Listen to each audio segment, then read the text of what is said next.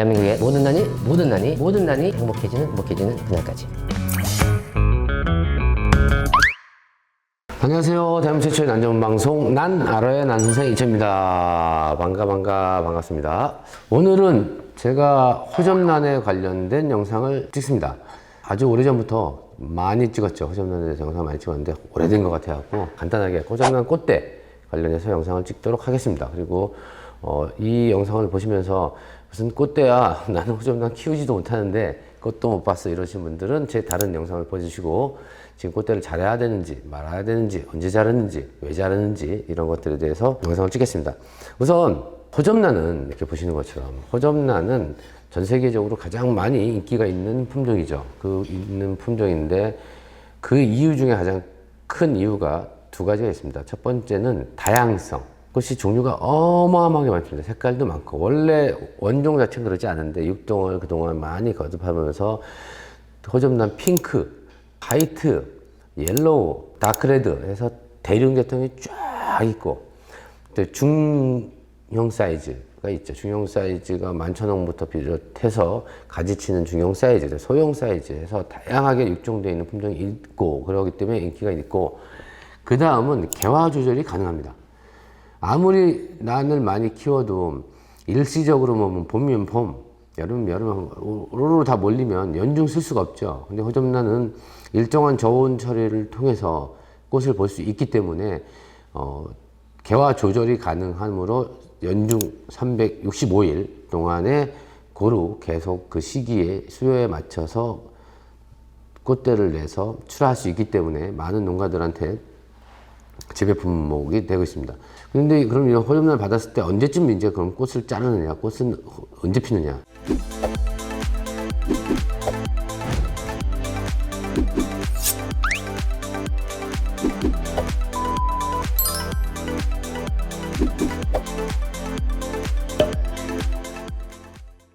꽃은 호접란이라는 거는 25도 미만으로 떨어지면 무조건 꽃대가 나오게 돼 있습니다. 그래서 일전에 제가 대만에서 전시에서 1등 했던 품종은 25도 이상으로 유지를 계속 해줍니다. 5년 동안 계속 유지를 해서 꽃을 안 피우니까 덩치가 엄청 크겠죠. 보통 꽃이 나오면 생장이 멈추죠.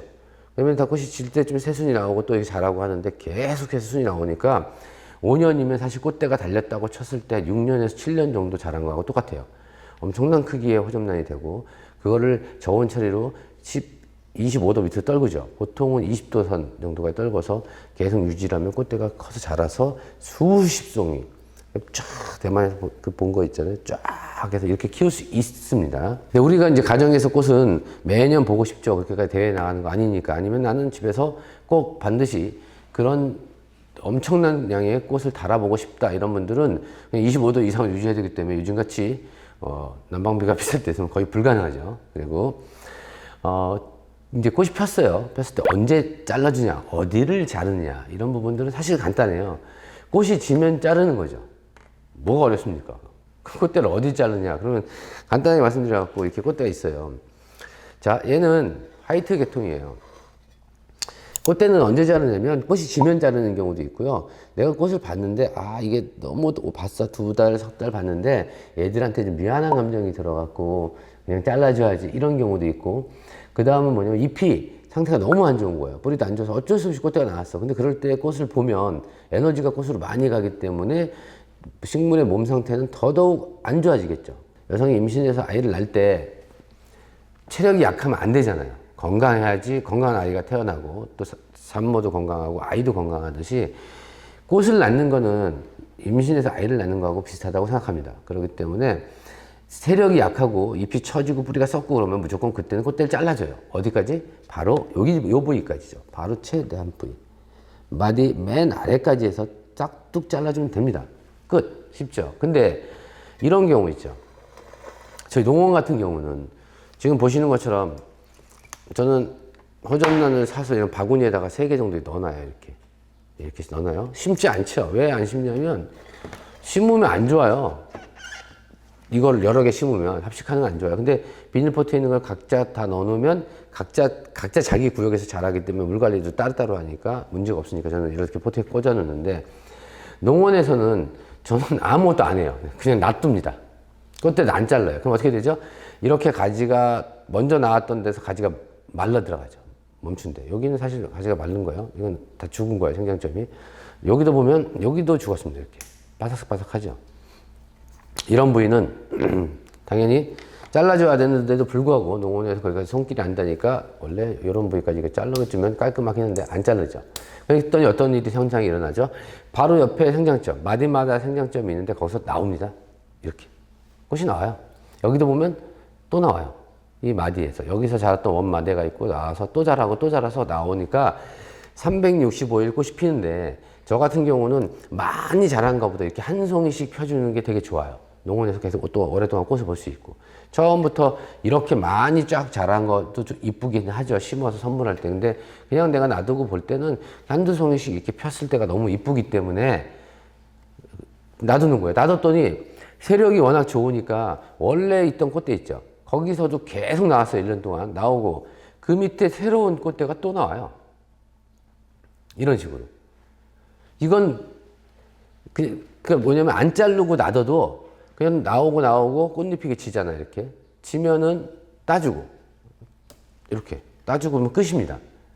근데 세력이 좋을 때 근데 가정에서는 보통 이렇게 보시는 이건 제 스타일인 거고 가정에서는 그러면 꽃이 지면 어떡하나요? 그러면 그냥 놔두면 나옵니다. 근데 놔두면 나오는데 너무 좀 지저분하게 나올 수 있으니까 어떡하냐면 아예 여기 마디가 있어요. 호접란은 무조건 마디가 있습니다. 이렇게 마디를 2개 또는 3개. 너무 하나 정도는 위험해요. 이렇게 좀 타고 들어가서 아까 이렇게 말라 들어가면서 하나 잘랐을 때 말라 들어가서 타고 들어가 죽는 경우가 있기 때문에 마디를 하나, 둘, 3개 정도 놔두고 이렇게 거기를 잘라주면 여기서 나옵니다. 잘라줬을 때 이렇게 타고 들어가는 걸 방지하기 위해서는 이 부위에다가 식물 상처 치료제나 아니면 투명 매니큐어 아니면은 천농으로 막아주면 훨씬 더 좋습니다. 탈수 증상도 막아주고 그 자른 부위에 병균이 침투하는 것도 해서 막아주기 때문에 좋습니다. 그 세 번째 마디에서 얼마나 위에를 잘라서? 그 마디에서 보통 자르면 그 질문 잘 하셨는데 또 마디가 이렇게 있으면요. 마디에서 가까이 너무 자르면 천농이나 이런 거 바른다고 쳐도 이렇게 말라 들어가는 경우가 있으면 여기서 말라 들어가다 생장점까지 말라 들어가는 경우가 있기 때문에 적어도 위에서 1cm에서 2cm 위를 잘라주는 게 좋습니다.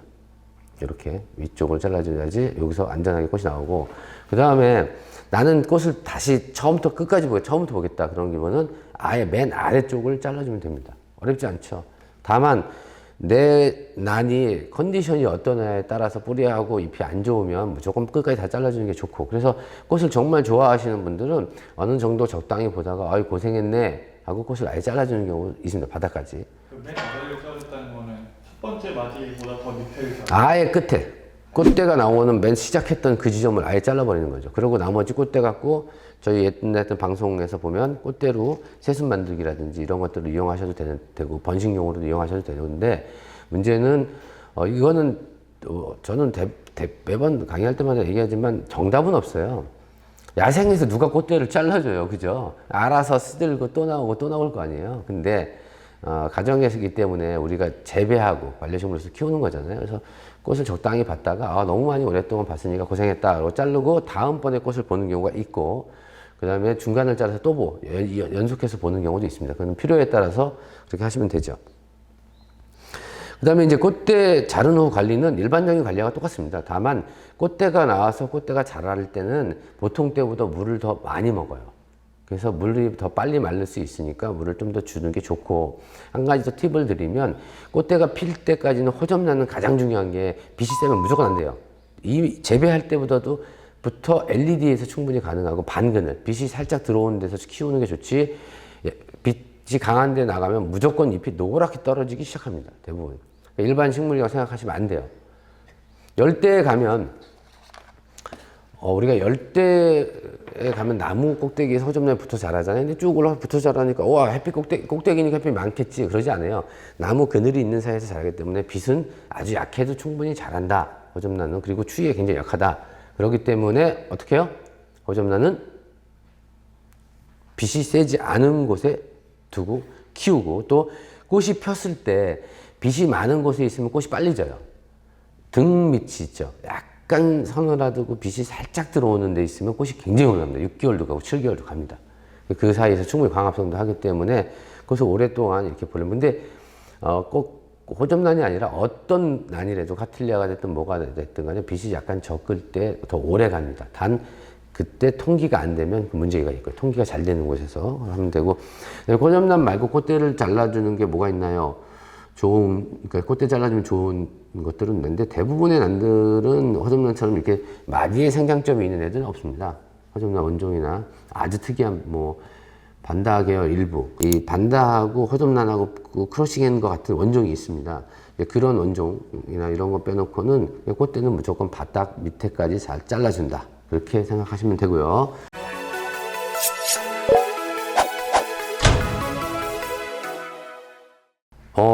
호접란은 제가 자주 안 달았던 이유 중에 가장 큰 거는 너무나 많이 알고 상식적인 것 같아서 저희 채널에서는 잘 안 달았는데 아직까지 모르시는 분도 많고 또 시작할 때 가장 호접란이 키우기 쉬워서 초보자 입문자형이 아닙니다. 호접란보다 대부분이 훨씬 더 키우기 쉬운 난들이 많은데 바란다에서도 그렇고 아무 데서나 쉽게 키울 수 있는 난들이 많은데 호접란은 쉽게 접할 수 있고 저렴하게 살 수 있고 주변에 많이 있기 때문에 그렇고 호접란이 워낙 꽃이 화려하고 이쁘니까 그래서 다른 방송에서도 많이 방송도 하고 그래서 안 했는데 제가 호접란에 대해서 그래서 오랜만에 방송을 하게 됐습니다. 대한민국의 모든 난이 행복해지는 그날까지 화이팅!